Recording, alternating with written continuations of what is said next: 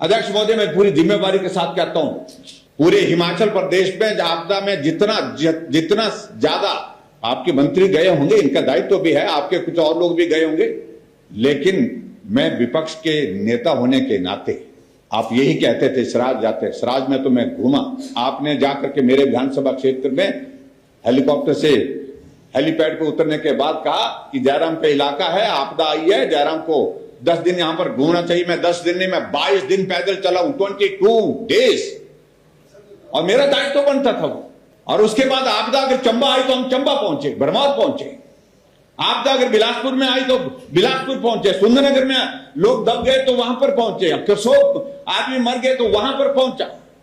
कुल्लू में, मनाली में लोग मर गए तो कुल्लू में वहां जाकर के पहुंचा। और मैं इस बात कह सकता हूं,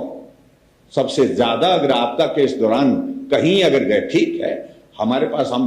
साधन नहीं, आज की तारीख में हम विपक्ष में हैं, लेकिन भावनाओं को साझा करने के लिए अगर सबसे पहले सबसे ज्यादा जगह अगर कोई पहुंचे तो हम पहुंचे, इस बात को मैं दावे के साथ कह सकता हूं। और उसके बाद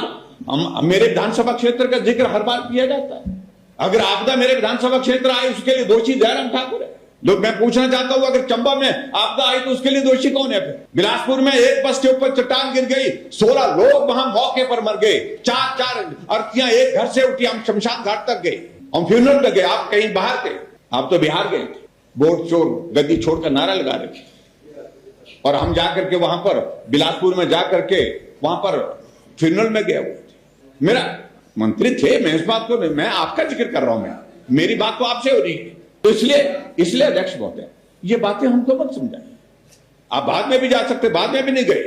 जिन परिवारों के 4 सदस्य जो है, जिनकी चिता जली है परिवार के सामने, हमने देखा इस तरह का मंजर था जो दिल को दहलाने वाला था। लेकिन अध्यक्ष महोदय, ये सारी चीजें सरकार के लिए नहीं, ये सत्ता में है, सत्ता में तो ये सारी चीजों का अर्थ कोई नहीं लग रहा शायद। इसलिए मैं इन बातों को लेकर के थोड़ा चिंतित भी हूं कि नजरिए क्या है।